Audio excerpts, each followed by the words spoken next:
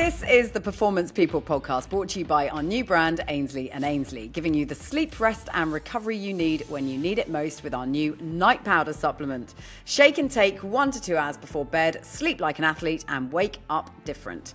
Now on the pod this week is Jacqui Oatley. You'll have heard her voice on Match of the Day. In 2007, she became the first female commentator on the programme, which was a real trailblazing moment. But it certainly wasn't a case of job done. In fact, Jacqui found she faced more scrutiny and criticism than ever before, with many struggling to accept that change was coming. She learnt she had to grow an even thicker skin to keep the flag flying for women to become accepted in football. And as Jacqui explained so well, there's still a long old way to go.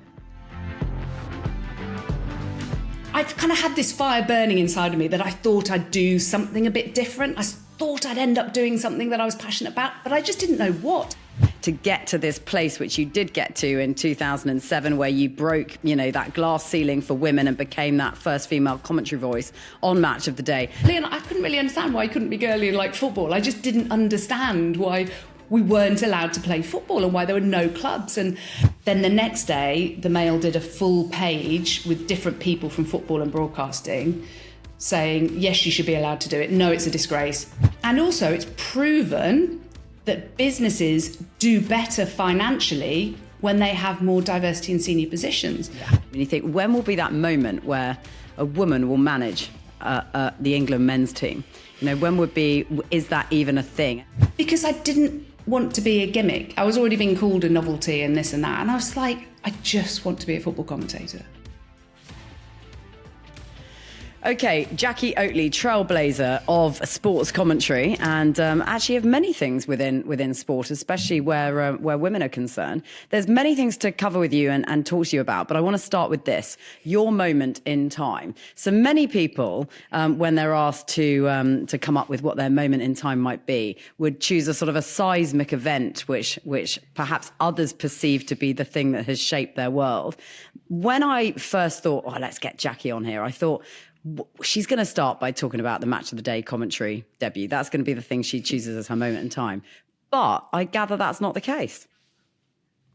No, because that's not where it started. The real big moment of my life was really when I was playing football, finally allowed to play football, by the way, but we won't go into all that. And it was when I was still doing my old job. I was working in intellectual property and I was watching my football team home and away, travelling all over the country from London every Saturday, and I was playing every Sunday. And that was really my fix of my life's enjoyment, was just shunted into that weekend period. And then Monday to Friday, I was doing a job that I wasn't really interested in and needed to do something else, but couldn't work out what, as so many people fall into these things. And my actual moment is when I was playing on the right side of midfield, and I remember specifically a 14-year-old girl called Leah, who was very quick. She played, I remember so well, she was tall and quick, and she played this pass in front of me. And I was actually, for once in my life, having a really good game.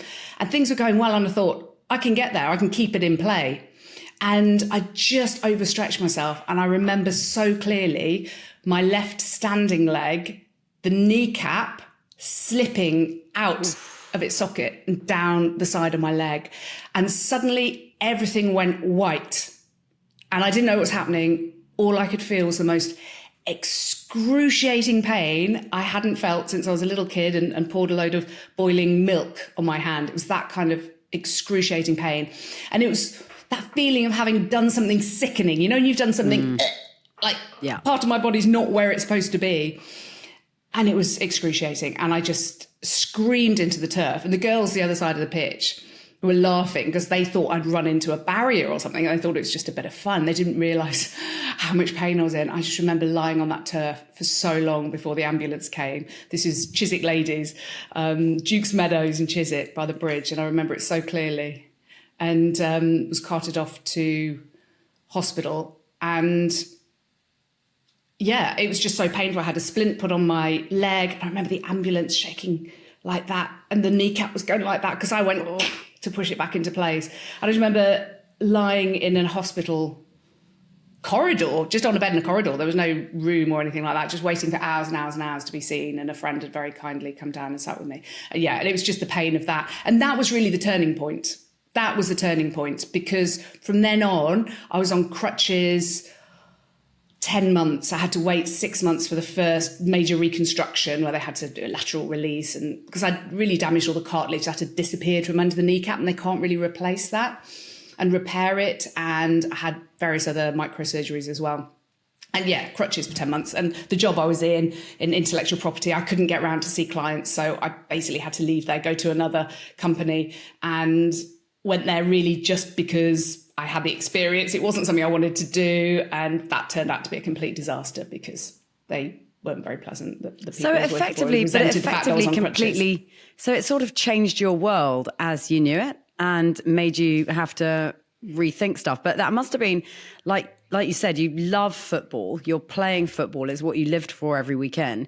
In that moment where you went down with that injury, I mean, many professional footballers will have had these moments as well, where they will think to themselves, "My God, this could be career ending. This could be career changing. This could really screw things up." Did you feel that in that moment that this is sort of going to be some kind of a turning point? Did you feel like you'd done some serious damage that you couldn't come back from? I knew that I was really going to struggle to play again, because at that level in the Greater London League, I mean, goodness, even semi-professional football, you don't get particularly great treatment, do you?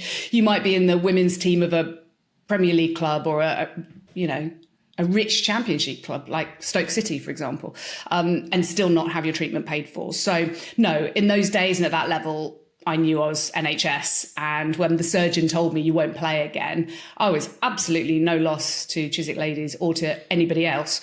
But for me, in my world, that was huge. And then trying to get to watch my football team all around the country on crutches and plaster for so long as well. I kind of had this fire burning inside of me that I thought I'd do something a bit different. I thought I'd end up doing something that I was passionate about, but I just didn't know what. I had no introduction to broadcasting at all. I didn't know anybody that did it particularly. I didn't know anybody in radio. Radio was really my thing. I loved 5 Live. I'd always listened to BBC WM when I was growing up in Wolverhampton. And that was the thing. But I just thought everybody else would want to do that. I never thought I could do that. And I think when you don't know anybody who does that, or no one's kind of suggested to you, "God, Jack, you're completely obsessed with football. You know, you read Match Shoot 90 minutes cover to cover on the school bus. And have you thought, you know, and your English is good and you speak languages. Have you thought about being a journalist?" Literally nobody said that, which is fine.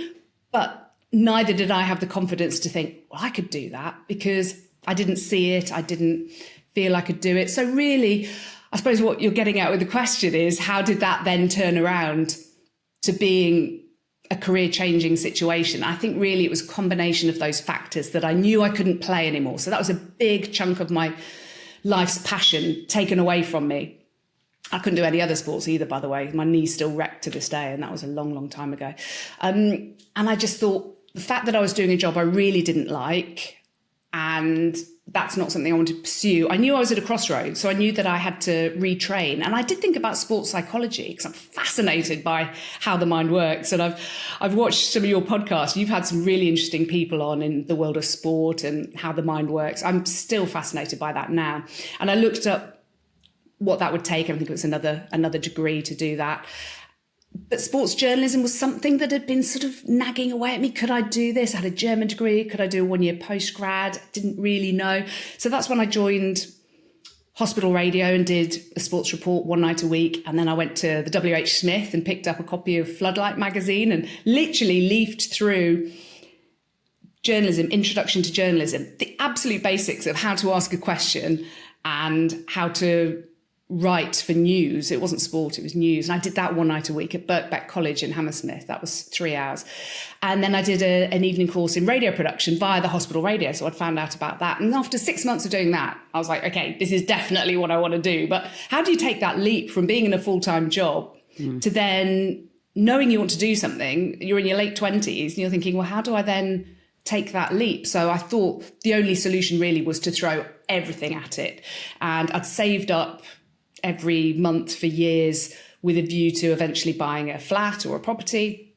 And I basically put those savings into retraining. And I just thought, well, I'll write to all the colleges. And I got a place at Sheffield, Hallam University, doing a postgrad, and started from there. And as soon as I got there, I wrote to all the local BBC stations and said, hi, I'm a mature student. Can I come in? Can I come and see you? Luckily, I got one reply from BBC TV Leeds news department. That was my break. And it was 2 days shadowing in TV news. And that was it. I was in the building. I fainted on my first day. Don't know how or why to this day, why I fainted. I was feeling a bit dodgy that day. And I followed the news reporter to Elland Road, and there was a big financial story at Leeds United. They were in crisis. And I just happened to know all the details. You know, Peter Ridsdale, I knew all the details about it, and helped him out and collared the sports editor when I was in the building. And that was the start of it. And I got a little 10-minute slot on non-league football in West Yorkshire, lower league, not Halifax Town. That was too high for me in the conference. It was lower. And I absolutely loved it. And that's where I started to learn my trade in conjunction with the postgrad I was doing in news broadcast journalism at Sheffield. And I was up and down the motorway to Leeds and learned my trade right from the very bottom. That's how I wanted to do it. I wanted to learn every single step of being a journalist. I didn't want any shortcuts. I just wanted to learn how to do it. And that's when I started doing news bulletins, sports bulletins, writing copy for 4 different stations from one little booth all day, every day, and filling in for other people. Started match reporting, non-league football, Bradford Park Avenue. And that's when I got my first break in commentary. Typically somebody else, their match had fallen by the wayside and I was going to go and do Wakefield and Emily against Worksop Town. So that was my first commentary. It was the hardest one I've ever done by a country mile. It was nearly impossible. I didn't have a clue who any of the players were. There was no information around. It was very short notice. I'd just done an early shift, getting up at 3:00. So it all got a little bit easier from there in some regards. Do you remember your opening line for that match? Do you remember what you opened with?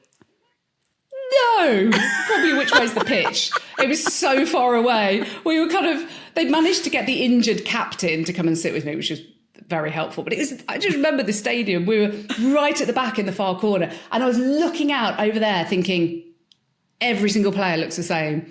They were all about 5'10" with short brown hair, and you could barely see the numbers. And I didn't have a clue who any of them were because I'd only been given the game that day. And in those days, there wasn't really much information about non-league players. I didn't have Y-Scout or anything. Okay, well, he takes the corners. I like that. In-swinger, near post.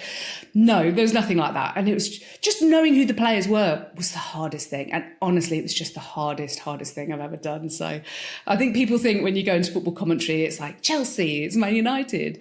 No, it's not, unless you're doing it to your hairbrush in your front room. It's Wakefield and Emily. But the best starting point, I would not change a thing about the way I started. And I loved local radio to listen to, and I loved local radio to be part of it, and just being part of a community and trying to provide a service. And so I'd write in copy to whoever the sports news reader was of what was going on, or Bradford Park Avenue have sacked their manager, or Ossett Town are doing this. And yeah.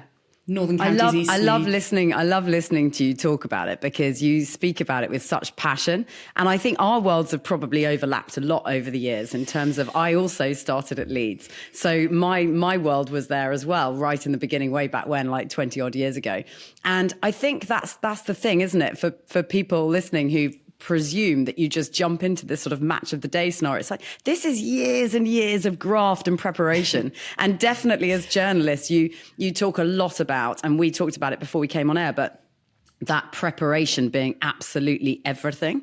And it feels like, you know, to get to this place, which you did get to in 2007, where you broke, you know, that glass ceiling for women and became that first female commentary voice on Match of the Day. That's years of preparation. That's not just something that's happened overnight. Years back, when you first started, what was the sort of atmosphere like? What was the reaction like around you when you went to those football clubs and you chatted to those players and management? You know, how did they respond to you? Because you're walking into a really male dominant world in the same way that I did all those years ago. And it was a really interesting time. How did you find it? Yeah, it was very different to how it is now. I think if you switch on social media now, you switch on YouTube now, you switch on Sky Sports News or TNT or whoever, you see women involved in football, whether they're presenting, whether they're commentating, whether they're giving opinions on fan socials. 5 Live will have a female voice, a male voice on. It's pretty normal now to talk about football if you're a female. When I was growing up, I was called a tomboy because I loved football and skateboarding. Tomboy meaning that you're not really a girl, you can't be girly. And I couldn't really understand why I couldn't be girly and like football. I just didn't understand why we weren't allowed to play football and why there were no clubs. And so I suppose I had a bee in my bonnet about it until I was allowed to play football at university when I went to Leeds Uni at the age of 17 and made a beeline for the women's football desk. So for me personally, I was so used to being in that environment because I started going to football as soon as I had people to go with, which was boys at school, because my family weren't into football at all. My friends, all girls, not into football at all. So I was on the terraces and used to that male environment. I used to go on the supporters coaches all around the country and was used to being amongst lads. And that was normal to me because I was into football, so it was normal. But in terms of the reaction to me, which is very different to how I felt about myself, yes, I remember going to Frickley Athletic, and I was there with my clipboard, and I was hanging out by the dressing rooms, and I stopped one of the players that came out to warm up, and this was in the Unibond League, and I sort of said, "Oh, hi, could I just check with you formations for today?" And he looked at me and he went, "Formation? Why do you want that?" And I was just like, "Oh, because I'm going to be reporting on the game today, and I just wanted to make sure I was getting it right." And he was just like, "No one's ever asked me that before." And I was like, "Okay." And then my first reporting match was really quite difficult and unpleasant, not just because it involved the M62 between Leeds and Bradford, by the way, which was horrendous. And that was stressful. So lesson learnt there, leave loads of time.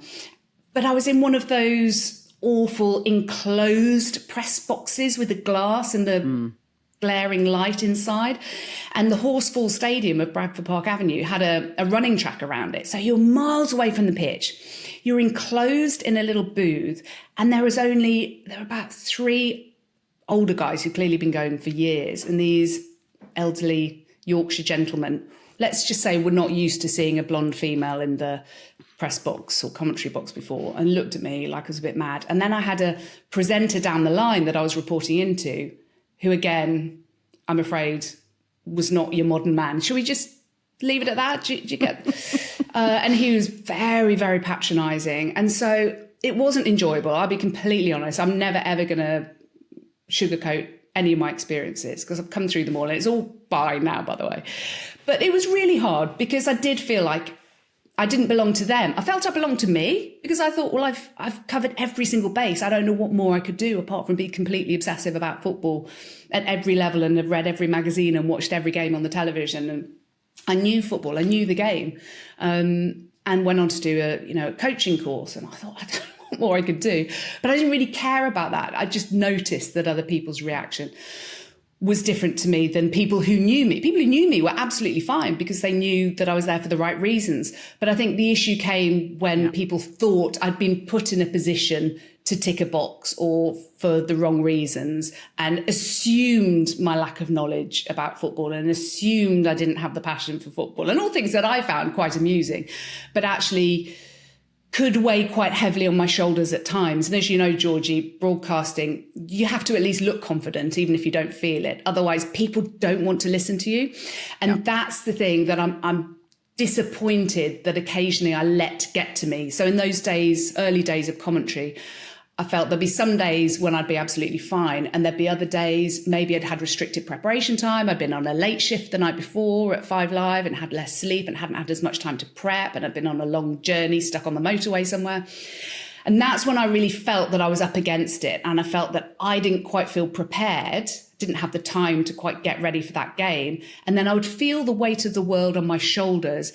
And as a result, I felt that sometimes that came through in my commentary and I wouldn't do as good a job as I would have done otherwise had I not felt that. And that's what frustrates me. But I can't change that. One thing I am proud of is the fact that I didn't give up and I got through that. And the more you work at something and the more you try to be better at it and dedicate time to it, then the more natural you'll feel in that environment. So that's really what happened, that I just stuck at it and I kept going. And I thought, why would I just opt for an easier life? I could have chosen a much easier life and gone into, say, sports marketing, which is something that did cross my mind. And there I probably would have belonged in a marketing department. And I chose to go somewhere where I didn't belong at all. But at the same time, I thought, why shouldn't I do it? Literally just because I'm female. I didn't understand that. So it wasn't easy, but I had to just keep going and keep repeating steps and keep evolving my prep. And still to this day, 20 plus years later, I'm evolving my prep with every match I do to make sure that I'm as prepared as I can be on the day. Yeah, but it's interesting that, isn't it? Because do you think, because I definitely have moments in my broadcasting, sports broadcasting career where I felt like I'm going to have to just do that one bit more, just work that one bit harder than the guy sat next to me, because there's a point to prove here. And in moments that challenge was relished and accepted, and I loved it. I love thriving on, proving people wrong or just being challenged with that very thing. And then there were other moments where it just really pissed me off. It really did just piss me off that I knew that there was that judgment and that preordained judgment before you even sat down. I mean, is that something that you just have to get over? Or is it something that obviously it's evolved and changed because there are so many people, as we've talked about. And for me, it's like when we stop talking about female sports commentators and just talk about them as sports commentators, and that sort of is a commonality and an accepted thing, that would be fantastic. That's where I feel we should get to. But it still feels like we're a little way off. Yeah, it does. I have to be honest about that. I'm delighted, particularly whenever I hear a female commentator who I don't know. That makes me happy because I don't want to be able to name like 4 female commentators or something. I want to hear a woman I don't know doing a good job in the same way as I'll hear a random bloke that I don't know doing a good job, and that's fine, and no one bats an eyelid.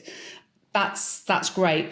But in answer to your question, unfortunately, I think it's just a fact of life that for maybe another couple of decades, when the generation such as my kids grow up to become adults and they have their fresh ideas and different preconceived ideas and different expectations of what commentators are like, I think until we get to that stage, our viewers, our listeners do have preconceptions. We have, if we're honest with ourselves, when we put on the television, whatever that program might be about, we might have preconceptions about why that person's there or whether they're any good until we sit down and watch the program. And then they might wash away those issues. We go, well, they were just really good. And all that might be subconscious, by the way. We might not realize we're doing it, but we all have bias, if we're honest. We all have preconceptions. And so if someone switches on the television and it's a female commentator and their initial thought is, oh, okay, well, then it's up to me to do the very best job that I can to maybe not prove them wrong, but just to do the best job I can. And I genuinely think that's enough. But I think that issue is still there, that there are people who are switching on and thinking, oh God. But I think there are a lot more now switching on and not really caring. And especially if you do a good job, I really think that's key. So you do have to prove yourself. And I'm afraid that a mistake coming out of a woman's mouth when it comes to football, whether it's commentary, whether it's punditry, my God, is that amplified by however many % more than a mistake coming out of a man's mouth. That's not to say that we don't see commentary clips of a man getting something wrong. Of course we do. But no one's tweeting, it's because he's a man and who promoted him. If it's a female making a mistake, and I know for a fact this has happened because years ago, there was a female who, before social media, who was doing a game at Wycombe Wanderers, where the press boxes were at the corner, and she called that there'd been an equaliser by one of the teams and went on air saying so. And actually, there'd been an offside flag, and I think it was for the away team, so there wasn't much of a crowd noise, and the goal was ruled out. But she hadn't realised it had been ruled out. She never got used again. And I spoke to the boss about it, and I said, why are you not using that reporter anymore? And the boss went, oh, it was a really bad mistake, Jacqui, a really bad mistake. And I was like, hang on a minute. 2 other male reporters, one of whom I heard myself on radio, made exactly the same mistake. It was a human mistake. You can't always tell in small grounds with a crowd making whatever noises. And another reporter on TV made the same mistake. Both of those male reporters were nowhere near the Mail gossip column or whatever, they kept their jobs. Nobody batted an eyelid, and that female was never used again. Okay, so this was a good few years ago. But my point being, a mistake coming out of a woman's mouth is amplified so much more than a mistake coming out of a man's mouth. And I think that, what can we do about that? I think we just make sure that we do just work keep going. A bit harder. You say we shouldn't have to, but really, we've just got to be the best we can be regardless, haven't we? I think so. And that's just professionalism. And that's a personal standard thing as much as anything else, isn't it? Because that's exactly what you want to be, stepping into that world anyway. So tell me what it was like when, did you have to, over the period of time, you have been exposed to a little bit of that bias and perhaps people being really uncomfortably tricky in your direction when you really didn't deserve or need it. What was that period like then when you're given that match of the day commentary debut? And there would have been a lot of interest around that, presumably in the lead up to it, because it was a seismic moment in sports broadcasting. I mean, did you feel the pressure expectation of that? Did you have a thick enough skin to deal with it because of what had been before? Or how did that sort of pan out for you? I love the way you say a lot of interest. Yes, there was quite a lot of interest. There was quite a lot of interest, Georgie. A bit more than was really expected. A bit more than you wanted. Yeah. Oh, my goodness. I mean, occasionally, because how did that unfold? That it comes up. I don't really think about it. How did it unfold? Because you got the gig, and when you got the gig, did you know, okay, this is going to create a thing. This is going to become you must have known it's going to become a talking point. Okay, this is what happened. You say when you got the gig, it was one game. It was one game. It wasn't, I'd been promoted to Match of the Day I was working on 5 Live every single week and had done for years, doing matches on 5 Live Sports Extras it was, on 5 Live. I'd been doing it for a while, having done it in local radio. And at that time, and still now, commentators on 5 Live get the occasional game on Match of the Day. John Murray, 100%. Conor McNamara, Ian Dennis. Over the years, Alistair Bruce-Moore. They would all do an occasional game. And so I was asked to do a game. Initially, it was supposed to be Watford Man City, and they changed it for OB reasons, Sky and BBC flip-flop. But anyway.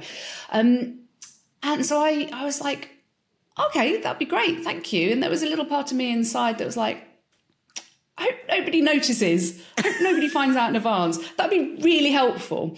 But because I'd always played things down, because, as I mentioned before, I felt like I belonged because I knew that I could do the job, that didn't account for other people's reactions. And unfortunately, it did get into a newspaper kind of column on the Tuesday before the Saturday. And that was the problem, because my prep time evaporated. What I put aside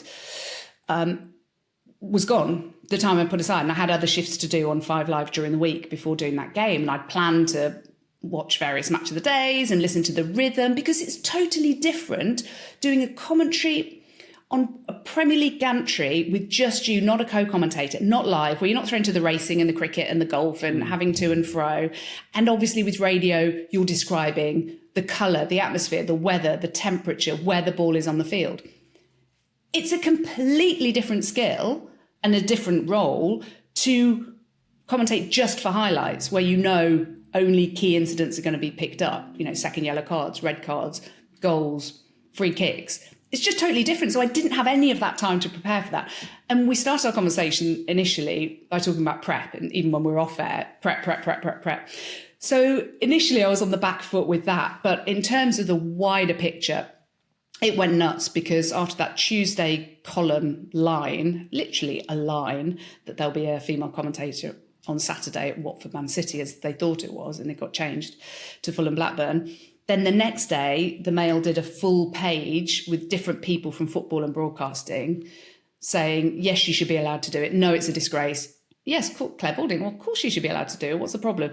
To Harry Bassett, former Sheffield United manager, to Steve Curry of the Mail, who later tells me, they told me I had to say that. I didn't mean it. I'm sorry. And she just said something really, really, really unpleasant and horrible about shrill women and whatever, foghorn voices and stuff. And then that sparked the sexism furore. That sparked the debate on every single TV station, radio station, newspaper. It was wild. It was everywhere. Now, at that time, I was single. I was living in a 1-bed flat on my own in West London. I was home to prep and then go to work.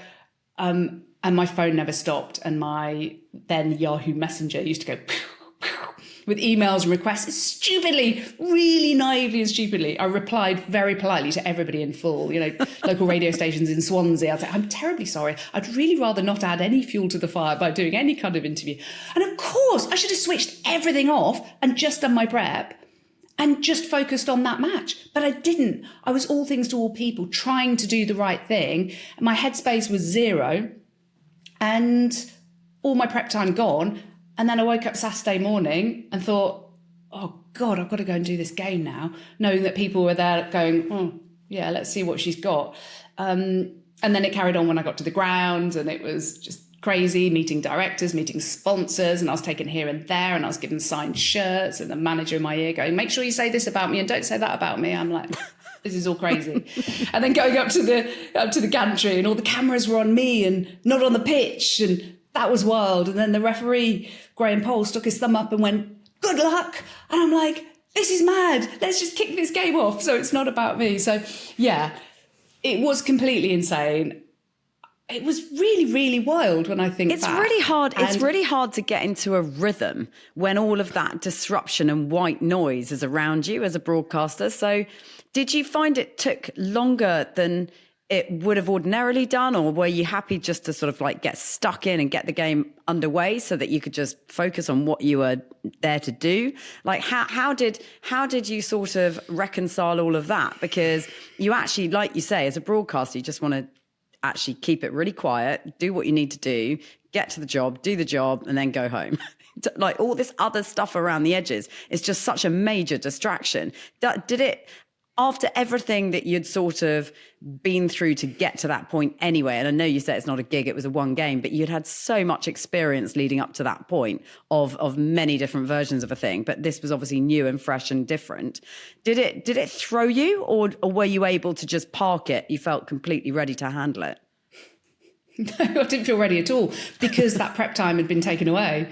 Literally, I remember that morning just drying my hair and putting Match of the Day on Steve Wilson, just listening to, okay, right, yeah, okay, you're right. Just ridiculous. Instead of just studying like I'd planned to and just really focusing on, there was no focus. I remember my phone stopped ringing at about 11 o'clock the night before, and I rang the Fulham coach who I'd commentated with before, and I went, you should give me the team, please, because I haven't had a chance. So I just didn't have time to really focus at all. I didn't have chance, the basics, and I didn't know how it worked because it's so different. Go to the truck and say hi to the gallery. I'd never done TV commentary before. I didn't know how it worked. And I knew I had to write a little intro, but I didn't really have time to do that because I had a photographer who was assigned by PA on the gantry with me, who was taking photos right up until just before kickoff. So I just didn't have time to just write my team news properly and to really focus on anything. So that was the craziness, but there's no point in complaining about it now. It was hard. And it was also hard because I hadn't slept for days. And I just remember being on the gantry, and I think it was about halfway through the first half. And I remember just grabbing my stomach. I had the microphone in one hand and I was bent double with pain in my stomach. And I hadn't eaten for 3 days and hadn't slept for 3 nights because my brain was like a tumble dryer. It was just like this the whole time of the craziness of my phone not stopping and my emails not stopping, and obviously the front pages of all the newspapers and the Guardian and the Telegraph, big pages, and is football ready for Jacqui Oatley, and the front page of the Guardian, all this craziness and stuff that was happening. My mum getting phone calls and doorstepped by the News of the World, and is she a lesbian? Can you tell us, is she a lesbian? We think she must be, and all this stuff. And I'm like, what on earth are you people? So all that stuff was just wild. It was really, really wild. And so it was a relief when the game kicked off. It wasn't my best game. It was the one I'll be judged on massively forever and a day. But the weirdest thing was finishing the game, going down, doing the interview. And I remember Mark Hughes, the then Blackburn manager, went, how did it go? All right. And which I wasn't expecting because, he's not normally that kind of, lovely chat, but I just wasn't expecting that. And it was mad. And then I remember walking back to my car thinking, what happens now? Because I'm used to doing live radio where your commentary's gone out and you're judged immediately, and that's it. And there was a few hours between that and it going out. So I thought, I know, I'll go out with my friends in Chiswick and drink a lot of vodka. And that's what I did. And by the time the game came on, I was at my friend's flat and I was just pacing up and down the corridor. And occasionally I'd go back in towards the lounge and I'd be like, it doesn't sound too bad. And they were like, it's fine, what are you worried about? And I'm like, but it was just everything, the build-up, the stress, the craziness, the phone-ins, the front pages. And then it sort of went calm. Although the next day then I've still got it somewhere. There was a Mail on Sunday newspaper with something like 14 photos over 12 different pages because it was news. It was column stuff. I think Amanda Platel had done a column and somebody else had done a column, and it was in the sports pages and the craziness. And somebody wrote an article saying, well, the sun came up after all. The world hasn't ended, with a female voice on Match of the Day. I mean, it was 8.5 minutes at midnight. It really wasn't that big a deal, but it just shows the time we were living in at that time. Unfortunately, somebody had to go through that. Somebody had to be the first. And hopefully it's just a little bit more straightforward now.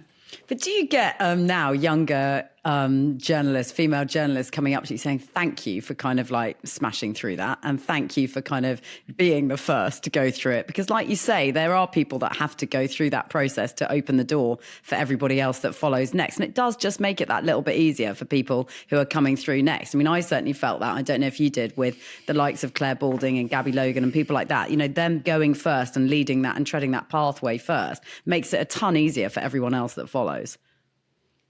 Yeah, there was that with Robin Cowan and Vicky Sparks, who've been brilliant. And yeah, they've kind of made that point, I think, in interviews and stuff. I know Vicky particularly doesn't like to talk about it, and I completely respect that. Robin cracks on, does a great job as well. And not since. And I think that's because it's not that big a deal now. And now opportunities are there and they're hearing other women. That's how it should be. Yeah. That's how it should be. So I think initially the second and the third and what have you were kind of like, okay, that path's been sort of beaten down a bit. It's kind of easier to cross that meadow, if you like. So I'm really pleased for them, and I'm really, really, really pleased for any girls turning into women thinking, oh, I'd quite like to do that. That they are even thinking that without having to think about the other stuff. Because the job itself is really not easy. It sounds glamorous. Exactly. It's really not. It's like you miss all your kids' sports matches every weekend. You don't see people. You can fill every waking minute with prep if you're not careful, if you're like me, and you just don't quite manage to separate what's work and what's not work. And so it's not an easy job to have. It's not an easy career to have. But equally, it's still a privilege to do it, because football is my all-consuming passion, as anyone who's ever met me will know. And what do you think in any way after that moment? Because like you said, then, the calm after the storm and everything else. But did it change not so much your environment or what you were sort of, in and around and about, but did it change you at all as a person? Do you think you developed because I think all these things are in some way or another character building. I mean, did it do that for you? Did it give you, a different perspective? Did it make you see things slightly differently? Did it change you at all moving forward? I mean, you're still doing what you do, and you're, continuing to, make firsts and change, female sports broadcasting for others that follow in your footsteps. What did it give you, that moment, do you think? I mean, I know there were a lot of tough times during it, but post that, what has it given you, do you think? Yeah, interesting question. I think people were more aware of me, I suppose. And I was asked to do various celebrity shows at the time, and I turned them all down. Very good money choice. As well. I was a bit of an idiot now I think about it. Good choice. I turned it all down. Yeah, I did, because I didn't want to be a gimmick. I was already being called a novelty and this and that. And I was like, I just want to be a football commentator. I just want to be a journalist. I want to find out information and tell the public what I found out. That is the premise of journalism, isn't it? And I funnel my journalistic instincts through football commentary, and also present the darts for ITV as well, and host events and what have you. But I think I've had to grow layers of skin. I've talked about this in the past, about growing layers of skin. And I've heard Gabby Logan say that's not really possible to do that. And I know exactly what she means, because you can't help how you feel. If somebody says something nasty about you, you can't not feel that. So I do understand that. But I think it's just a resilience thing, isn't it? It's generally that you, in any walk of life, if you go through anything that's difficult, you build resilience. And I think for me, it was that the craziness of the public, of hearing really, really wild statements, allegations. How could you possibly be passionate about football? I mean, genuinely, I could live with that as really not a problem. You just laugh that kind of thing off.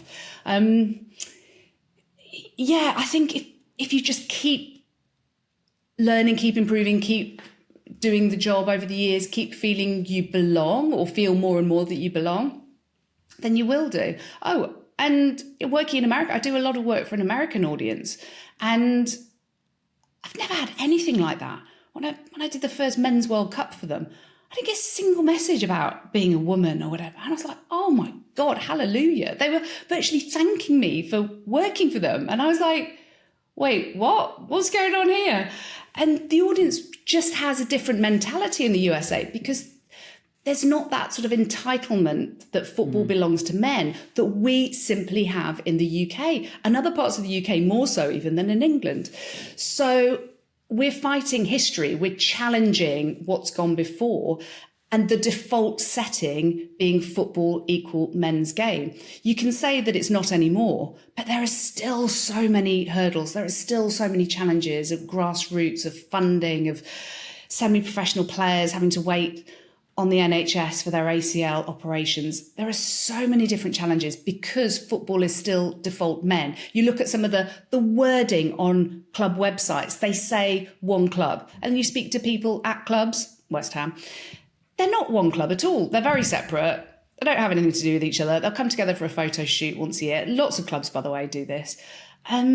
Arsenal really are one club, but there are very few that genuinely are. There is such a long way to go, even though it is improving. So, and in terms of the kind of feedback from the public, I think that has really changed now, and I enjoy that. I commentate on Men's Champions League now, Men's Premier League, Women's Champions League, NWSL in the United States, and I still don't really tweet much before a game because I don't really want to signpost I'm doing it. That's slightly out of superstition, because it's easy to reply going, you a shit, or but it's more about being biased or something, which is easily water off a duck's back, because I'm just never biased in any game, genuinely.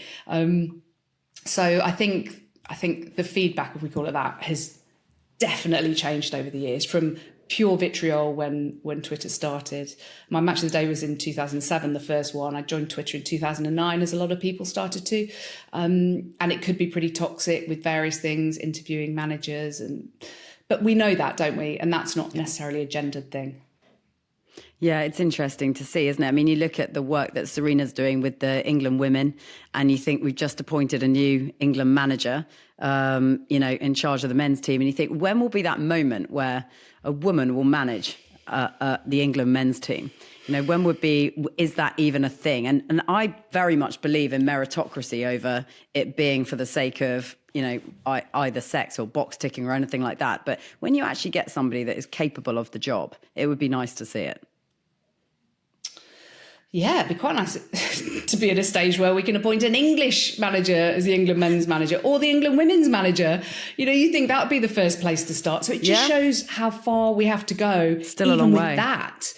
Yeah, and so I know the FA are doing more in terms of the FA coaching courses, but I was, all those years that I was covering England women for the BBC, and Hope Powell was a manager for 15 years, and people would say things like, why is Hope Powell not a Premier League manager? But they weren't actually watching England women. They were just going, oh, well, she's the England manager, so therefore she should be in the Premier League. Whereas actually, for a start, she'd have had no interest in it, and it wouldn't have suited her. It just wasn't her thing at all. But I think we have to look right at the bottom, right at the grassroots, and saying, well, are we giving women the coaching opportunities? Are they able to get their coaching badges? Because they haven't had those well-paid jobs that, even if you're a League 2, League 1 Championship player, you'd have been earning so much more, probably as much in a week as some of the women would have earned in a year. To be able to pay for those coaching badges, they're not that easy to get. So they're trying to do something about that, the opportunities of all female and some subsidised coaching courses. So you've got to then get those opportunities to go in and as an assistant somewhere. And as we know in football, often managers will take their mates to be their assistant for loyalty. They know what they're going to get. They're part of a team, understandably. Yeah. But there is a lot of jobs for the boys, which is why we have so few black managers, black coaches as well. That's a huge issue. Again, coming back to the default setting that football in the UK and in Europe generally has been run by, played by white males, still run by white males, now played 60% by black males, but we're not seeing the reflection of those numbers in coaching and managerial positions. And in terms of women, it's a case of enabling the coaching qualifications at an early stage and then seeking out opportunities where you can have females on coaching staff. Some male managers don't like having a female in the team, but that's really the old school managers who said that. That's not so much now. And actually, a lot of them are seeing the benefits of having a female in that environment because it can sometimes punctuate the testosterone bubble 100%. And actually be helpful. And it's not saying, oh, women are all full of soft skills and blokes are not. It's not that. But it's, as we know, diversity in all walks of life helps to bring different backgrounds together and can sometimes take out some of the toxicity that has been established over the years in that all-male environment where people maybe feel they have to live up to a certain stereotype. Yeah, we spend a lot of time in this podcast. No, but we spend a lot of time in this podcast about talking about what business can learn from sport, what other busy, professional, driven people can learn from the world of sport. And you think, well, that is what business is doing right now and having to adhere to is this idea of, like you say, diversity in the boardroom. So you do get that broad spectrum of opinions, and therefore you can make better informed choices on many different things. And it's funny that normally sport leads those conversations, but definitely in the UK it feels like it needs to take a lesson out of the business book on this one. But maybe that's and it's been proven. Time to come. Yeah. It's been proven. The McKinsey report a few years ago about diversity in business. And it was proven not just that it's the right thing to do to have female non-whites and various diverse backgrounds in senior positions, but it's proven to break the ring of corruption. And also it's proven that businesses do better financially when they have more diversity in senior positions. Yeah. But football has generally felt over the years that it doesn't really adhere to all that. And we have enough, women around, and now we even let them in the stands. And it has been slower. It does a lot of work now, but we know there is still a long way to go. But having that diversity of background and opinion and understanding your supporters. Look at what Brentford are doing. Yeah. The way that they recruited an extra 2 diverse board members. They're not just random people plucked from nowhere with no experience. They've got so much experience in business, in their lived environment. They bring that to the boardroom and they enable Brentford to make better decisions for their club and for their fan base. Yeah, absolutely. Well, we can't solve all this, sadly, in the space of a 45-minute podcast. Maybe it's another whole podcast in its entirety. But Jacqui, I'm so grateful for you coming on because I know that prep is everything to you, and I'm stealing your time. So I don't want you to go into the next commentary saying that was all Georgie Ainsley's fault. I blame her entirely. Women are not supporting women. So I'm going to let you go and just say thank you so much for being on. It's been brilliant. Thank you so much. Absolutely lovely to speak to you as well. Thank you, Georgie. Yeah, really good. Thanks, Jacqui. Join us for the Performance People podcast every week for the highs, lows, lessons and stories from people like this lot. Michael Johnson. Some days what I would see is a person who is a shell of what I used to be. Eddie Hearn. We don't operate in a business that's dangerous, but we just operate in one where you've got to sleep with one eye open. Mo Farah. It couldn't get any harder than what I've gone through, and at that point I just went for it. Paula Radcliffe. You can only control yourself. Susie Wolf. And Toto did once liken me to a donkey. Every Tuesday, wherever you get your podcasts.